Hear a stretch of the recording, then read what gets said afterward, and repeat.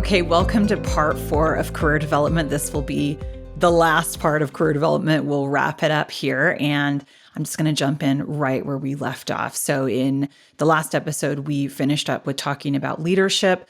We're now going to move into some tactics and strategy that I think are super helpful for career development. So the first one is, let's talk about being strategic. What does this mean? We hear this, we're given this in feedback. You need to be more strategic. You need to, take it up a level and be able to see the bigger picture, right? We hear this feedback, and a lot of us are like, well, what does this mean? What does it mean to be strategic? So, essentially, it's actually quite simple in concept. I'm not saying it's easy to do, but it's actually quite simple in concept. Strategic, the word strategy came about in the military. For just having a plan in place. Because in the military, if you didn't have a strategy, meaning a very buttoned up plan, you could die. So it's incredibly important. So that's kind of where the word started. So having a strategy just simply means having a plan.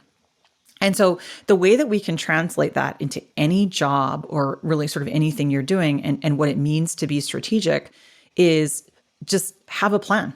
So pause, no matter what you're doing, and try to think through the next few steps of that thing that you're about to do.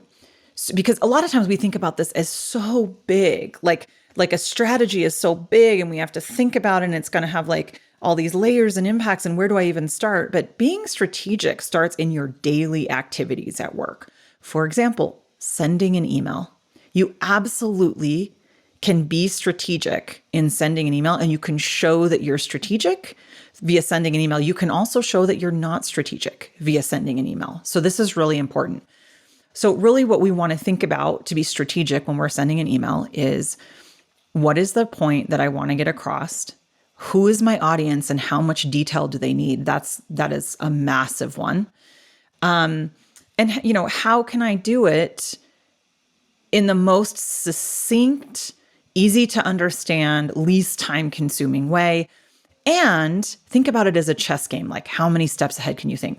What might the reaction be based on, what I'm saying here?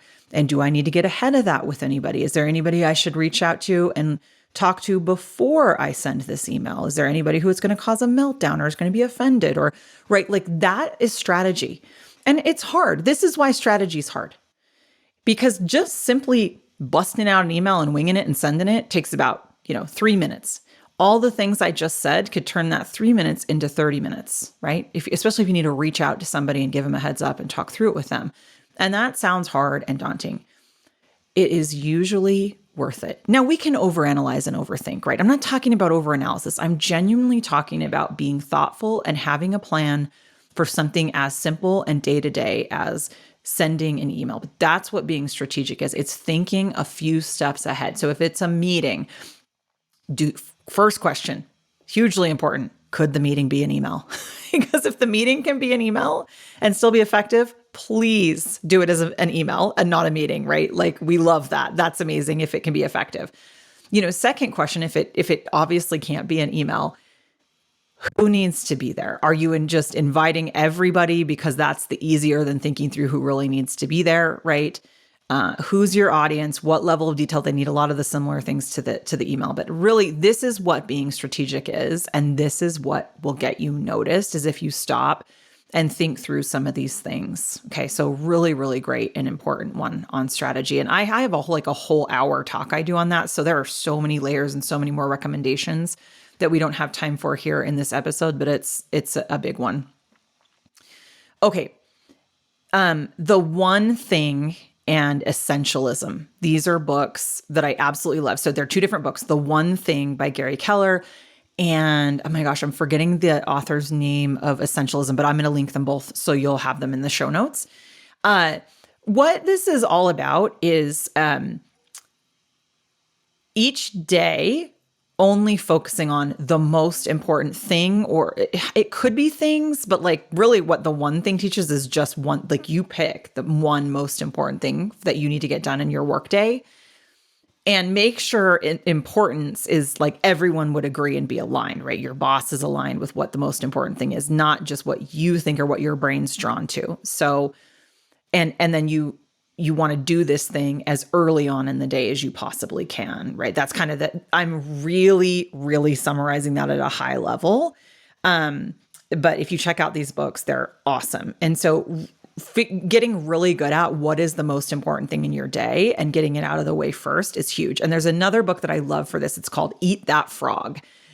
And it's called Eat That Frog because he makes this analogy to eating a frog. Like the hardest thing you have to do that day, it could be similar to eating a frog. And he talks about like procrastination and, has a lot of good tips for that. But he talks about what is the hardest thing that you have to do in your day and get it done early, get it done first. So these are all like, these books they're all very different books with different strategies, but they're all kind of rooted in like understanding what is the most important thing and focusing on that and getting that done. And there have been, they talk about studies who have proven that when you do that, like just how much more effective you are, your company is, all of that good stuff. So getting really good at that. And then we talked about, energy a couple episodes ago, but then there's the whole episode I have, Protect Your Energy, a ways back in the program. And if you can figure out what your most energetic, most productive time of the day is, and you can put that one most important thing there where it's most likely to get done and get done thoughtfully and well, wow, game changer in your career development. So that's huge. Really make sure to like take this seriously, pay attention. Don't just be going on autopilot. Learn yourself, your best times of the day, what's most important, and place it there. Okay. Break everything down into the next action. We talked about this way back in goal setting, and we're going to do it in scheduling when we get to the scheduling portion of the program and creating your schedule. So when you have a goal, it might be a personal goal, a work goal. Right now we're talking about career development. So if you think about something that has to get done, what is the next action? And I like to say, what is the next action that can be done in 10 to 15 minutes? Now, maybe your next action is to hold a meeting and it can't be done, but scheduling that meeting could be done in 10 minutes. So I like to break them down into chunks like that. And you could think about this as traditional project management. These are tasks. But really, if you have something that's daunting, right? We talked about taking messy action in the last episode. Take messy action. Go there and pick what is the next 10-minute thing that I can get done on this or that needs to happen, and block some time for it and do it. Just start. Starting is huge. So break everything down into the next action and go do that next action. It is a complete game changer. Time blocking is huge. I think we've all heard of time blocking, right? But the one thing, that book, The One Thing, or there's the 12-week year that I love. They really break time blocking down into, just like so strategic, like whole systems for time blocking and how that works. And I think when the magic happens, when you have boundaries, right? Which we talked about, boundaries, one of the most important things for career development. You have boundaries. So you're not feeling like work's taking over your whole day every day. And you're blocking time accordingly. So we're talking about blocking time in your personal life, blocking time in your work life, right? It's all one life. I know, broken record, but that's so important. So you've got the boundaries, you're blocking the time, but then the magic happens when you combine the boundaries, the time blocking, and your own energy. And when you get hard things done the best based on your energy. And if you can block your time in that way, life-changing, career-changing, game-changing. I get so excited about it. Like, just, it's amazing. It's huge. If you want more help with that, message me, because I love talking about this stuff. And I know it's easier said than done, but please take it seriously because it will change your life. Okay, personal development. We think about career development, right?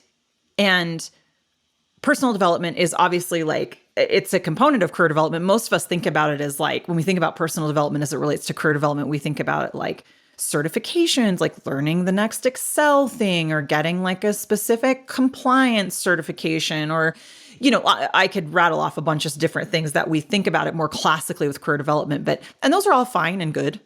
They're not the things that are game changers though. I mean, I'm not saying don't do them, but the game changer is when you really dive into like self-help type personal development. And I think people, some of you may have just cringed when I said that, but like when you can set aside a few minutes a day to work on just personal development, self-help type things. And the classic way to do this is a book, like personal development reading. And this is part of the morning routine. So if you read the morning routine, or if you listen to the morning routine episode, you'll know personal development reading is a critical part of that. Because when you are doing personal development for a few minutes a day, you'll be shocked at how many personal development books you can get through in the year.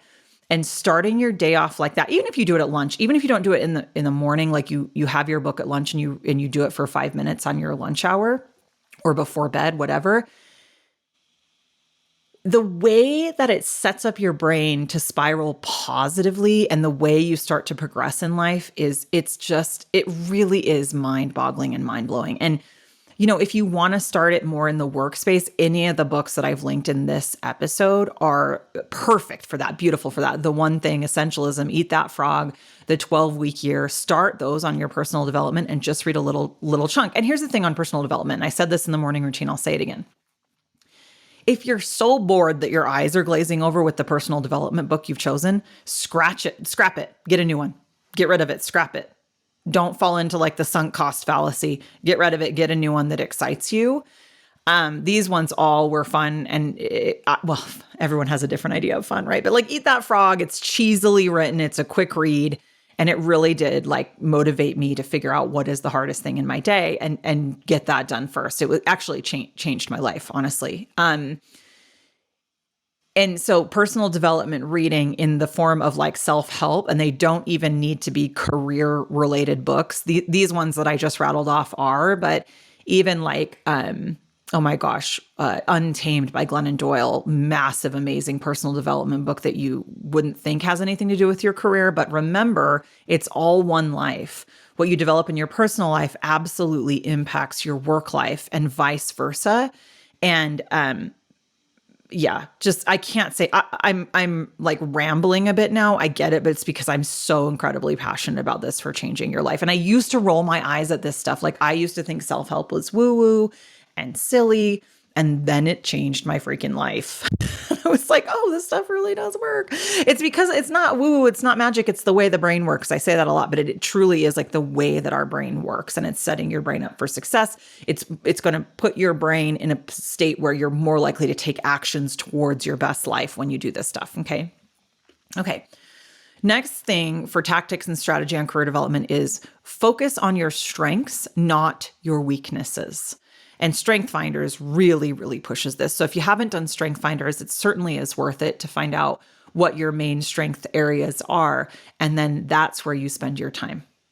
That's where you focus your time and effort, is on your strengths, not your weaknesses. Now, obviously, if you have a weakness that's really getting you into trouble and holding you back that you've gotten feedback on, you got to work on that. Like, I'm not saying don't work on your weaknesses at all.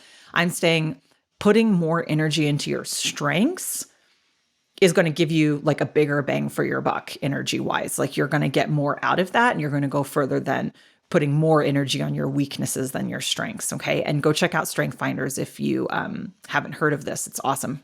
You can read the book and take the survey. Take risks, fail fast, and pivot. Messy action. We talked about this in the last episode. Have the courage to take the risks that will allow you to learn. The only way that we learn really as humans is through failure. I mean, I guess that's a big statement. Obviously, we can learn through reading books. We can learn through taking courses. We can learn without failing. But the way that we really, really progress on the things that are important and the things that matter and the things that will create our best life is by taking the risks to go with something that is different than the societal norm, different with the corporate than the corporate norm, like putting ourselves out there, falling on our face a few times, but not giving up and not quitting because we fell on our face, learning from it, getting more courage out of it, and doing it again, right? That's where the magic happens. So, and I've said it a bunch of times, I'll say it again. I think where this starts, like the baby step into this, and it's not a baby step, it's scary, is when you start feeling all sweaty and adrenaline-y in a meeting. Ask the thing, do the thing that's making you sweat, the scary thing, put yourself in that position, because that's where you're going to get noticed, be seen, and learn the most. Know your audience and act accordingly. We talked about this just a minute ago when I was talking about, what is being strategic, but I cannot stress this enough.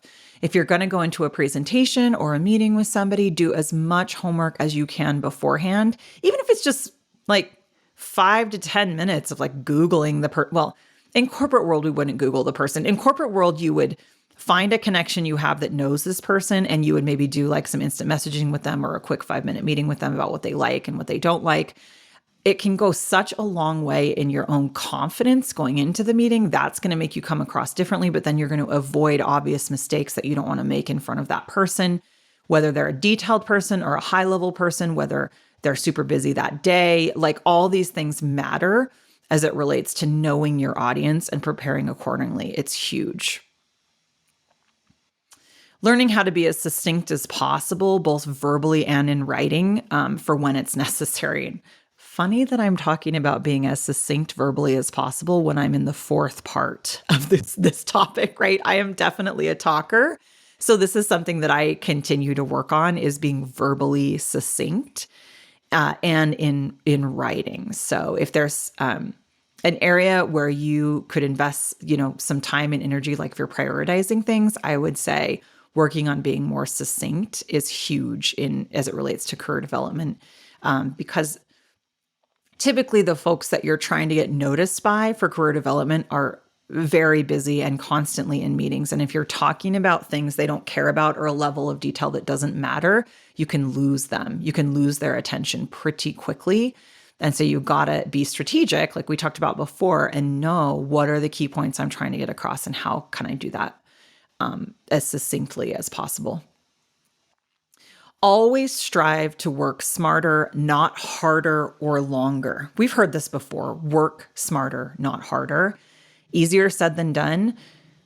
Hugely, hugely important for living your best life and career development. Living your best life leads to career development. I mean, I know I stated that like way back in part 1 of these last 4 episodes, that everything that we're learning here in this program is career development, because your personal life and your work life are one life and they absolutely impact each other. And the happier you are in your personal life, the better you're going to do at work. Like, no, just hands down, like absolutely. It's a fact. There's no arguing it. It is absolutely a thing. And having these boundaries where you learn how to work smarter and not harder and set your boundaries and not working around the clock is a huge part of that happiness factor that is going to lead to your career development. And this is slightly controversial as well. If you can't tell, I kind of like to be controversial because I feel like it leads to magic. I've been coaching a few people at work lately who are overachieving perfectionist people pleasers, just like I was. I like to call myself a recovering people pleaser because I still have my moments, but I've made a lot of progress. But I know how this feels, and I've been coaching a couple people. And when I'm coaching folks who are on that side of the spectrum, which most of the people who come to me are, because it leads to feeling not great in life when you're an overachieving perfectionist people pleaser. It is not living your best life. That's why they're drawn to me. And this program, this work. It is pretty safe to coach people who are on that side of the spectrum to just do worse. And it makes them very, very uncomfortable, this idea of doing worse, right? For an achiever, for an overachieving, people-pleasing perfectionist, telling them to do worse is terrifying. It's terrifying. And so we talk through it and I caveat it. And I would only do it with people who I absolutely trust aren't going to take advantage of this and like then suck at their jobs as a result, right? We talk about the fact that I will create a safe space for them to do that. I will protect their brand while they're learning. What does that look like? Where can I do worse that will make me do better in the long run? Like, what things can I let take longer? What things aren't that critical? What things can I delegate? How can I work fewer hours? How can I just in a people pleaser, overachiever's perfectionist mind, doing worse will probably get them to the level where lots of other people are just performing and thinking they're doing great. Right? So what areas can I do worse to make my life better? And then what happens is when you deliberately try to do worse in those areas, meaning like don't work as many hours, don't do all the things, delegate all that good stuff, the improvement you get in your overall life actually helps you do better in your career. It's really, really amazing how it works, but it's always terrifying in the beginning. And some of those folks are probably going to be listening to this and laughing because I have so many conversations about how scary it is to do worse. But that's my whole thing with going back after burnout, going back to my corporate job after burnout. Like, my whole goal is to do worse. Now I have to caveat that because it sounds really bad, right? Like, quiet quitting is a little different than what I'm talking about. And I'm not saying quiet quitting is a bad thing. When I left my corporate job from burnout to recover from burnout, I was coming off of top ratings for year over year after year over year. And I was working 70-hour, 80-hour weeks on a regular basis. And my whole life was work. Like, I was not, and keep in mind, I've said it before and I'll say it again, Amex is a great company. Amex was not forcing me to do this. It was my mindset and not being brave enough yet. I'd been on a journey and I'd made a lot of improvements, but I hadn't unraveled my value and worth for my performance at work enough yet I was in a very demanding role and it was a very demanding time. And so it was, sort of like easy to be working. Well, it was hard, but it was like, it was conducive to be working that many hours. But I know that if I would have already unraveled my value and worth, I would have said no, and it would have felt different, and I wouldn't have gone into burnout. This is why you don't have to leave your job to recover from burnout. Like, you can do it while staying in your job. It just takes a lot of courage in these ways that I have been talking about. But my whole goal was to do worse. And by do worse, what I meant was I'm no longer striving for the top ratings, because to me, it's more important to live my best life, and being an effective leader is really important to me. But when we're working around the clock, we can't be the best leader. We can't be our best selves as a leader when we're working around the clock and exhausted and not seeing our family. And, there's no balance whatsoever. So my goal coming back was to have those boundaries, work, literally about half the hours that I was working before, not strive for the top ratings. But obviously, I care about quality in my work. I very much care about leading my team. I'm super passionate about that. But I am continuously trying to do worse than what I was in burnout. And that do worse is what I need, because I was so far on the extreme end of people pleasing and perfectionism and achieving that I literally need to tell myself it's okay to do worse. It's okay to do worse. It's okay to upset, disappoint, or inconvenience somebody I care about if my intention is to protect my own health. Okay. And that's one of my most important favorite statements. And that to me is this concept of do worse. It's okay to do worse. You're not going to get fired for doing worse. You can still be a good performer from doing worse. And it is going to make your life better, and it's going to make you better at your job by doing a little worse. And if you don't like that term, if it's too scary, you can say work smarter, not harder. But I think for those of us who are way over on that spectrum, we have to tell ourselves it's okay to do worse. It's okay. Mm-hmm. So hopefully that makes sense. Hopefully, maybe that resonated with you, but I think that's a really, really important one.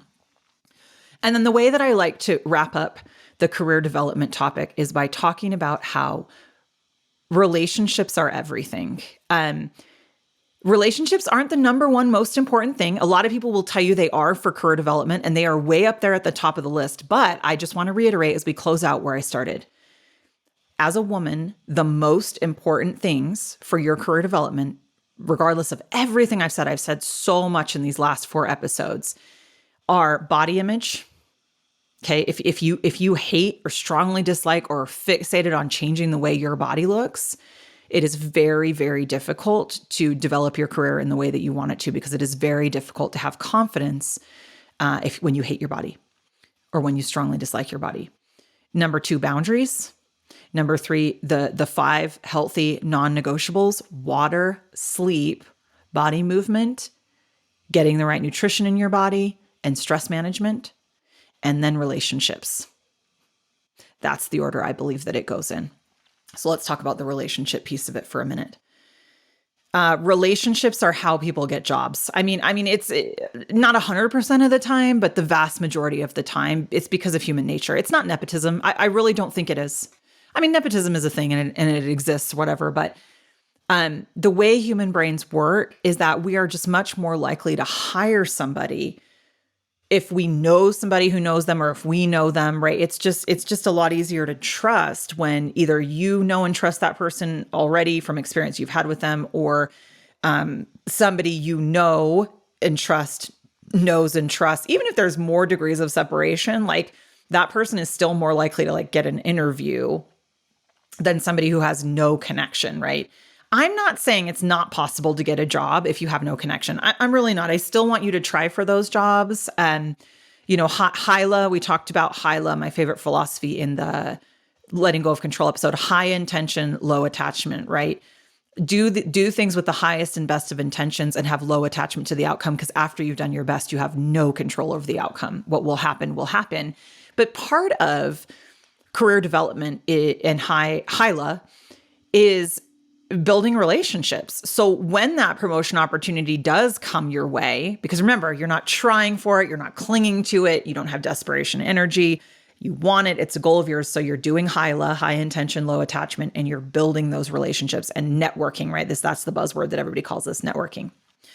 Really, really is important, and it really does work. I can remember my first, way back when I was, early 20s, that my first VP leader who told me I needed to just start networking, and he introduced me to the most senior person in the Salt Lake City office at that time. And I just thought it was the dumbest, most awkward thing that he was like, just wanted me to go meet with her. Like, I was like, isn't that like butt kissing? Isn't that like, that's just weird. Like, I don't know her. I don't have any reason to work with her. Like, I really was just so turned off by the whole idea, because I thought it seemed, I guess, fake is how I thought it seemed. Like, I thought it was so weird, but I hadn't, I was young and I was just entering the corporate world. And he was like, no, no, no, no. And he told me this, he's like, it's so important to have these connections, and she's great and she's going to love you. And she's, just this fabulous, woman, leader, mentor for you. And I said, okay, I'll do it because I trust you, but I feel awkward about it. So he gave me great advice. He said, just go and just be yourself. Think of a couple of things maybe you're wondering about, you want to ask her, but just be you. And I did. And she was wonderful. She couldn't have been just more warm and welcoming. And, we that started a relationship that we had, and she did help me. And she doesn't work for the company anymore, but I was just so grateful and glad to have that relationship. And this is really how it works. So if you're afraid to do this, or you feel like it feels fake, or like, brown nosing or butt kissing, or whatever you want to call it, some people do it in that way. If you're going to do it in that way, don't do it, because it won't work. And that's what I want to talk about, is just how important this is to just be genuine and authentic when you're networking and building relationships. And don't start the connection with like the first time you connect with somebody because you need something from them. Okay, that's really, really incredibly important. You want to start a relationship just because you're interested in that person, just because you want to get to know them better, or maybe you want to understand how their department works or what their role is. These are all fine. Building these relationships before you need the person is where it's at. And you're like, well, then how do I know who to build relationships with if I have no idea who I'm going to need? That's the beauty of it. Because that just means you just build relationships just for the sake of building relationships, because you don't ever need to know, you don't know who you're ever going to need, right? So you got to make it about just genuinely being interested in people and getting to know people. And then it's not going to come across as, butt kissing or brown nosing or awkward or that sort of a thing. And by the way, you don't have to be an extrovert to do this. You can absolutely be an introvert and do this. It might feel a little bit more uncomfortable for you, but just do it in one-on-one settings. You can, you can practice this. You can look up like different icebreaker questions, that sort of thing. You can message me. I'll help you. Just water cooler talk. Like, start with water cooler talk. Just ask people how their weekend was. Ask them how their day was. Ask them how their family's doing. Small talk is critical. And for a lot of us who are achievers, we don't like to do it because we just like to get in, get out, get it done because we're busy. I highly encourage you, if this is not a skill of yours, to make it a skill of yours, because you're going to get to know wonderful people. You're going to have connections, and it will help with your career development. The more connections you have, the more likely you are to know somebody who knows a hiring leader down the path. And that's just sort of the beauty of like making it just simply about the relationships and getting to know people, is it comes across as genuine and authentic, because it is. because you never know. You might never need that help, that person, which means there's no manipulation going on. It just is absolutely genuine, but it has to be that way in order for it to help with the career development. Okay. So absolutely just focus on relationships when and where you can, and spending time and getting to know people in, ways that can relate to work, but personally as well, because it is all one life. And, that's how we connect with folks. So really, really huge and important. So we are hitting 30 minutes now.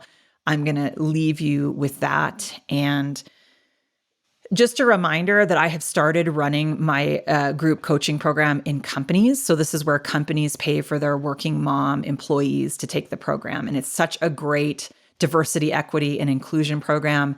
With the Great Resignation, working moms were the biggest group impacted by far because we're trying to juggle it all. So many of us are overwhelmed and exhausted with all the things. And this program is just all about helping that. So if you think your company might be interested in running it, or if you are a decision maker at a company, just please reach out to me and let me know, or connect me with the folks who might be interested, because I'm really, really excited about helping in that space. So, all right. Thanks for listening, and I'll talk to you in the next one.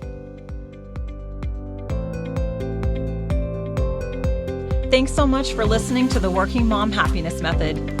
If you liked what you heard, please be sure to subscribe, leave a review, and share it with others who might benefit from listening.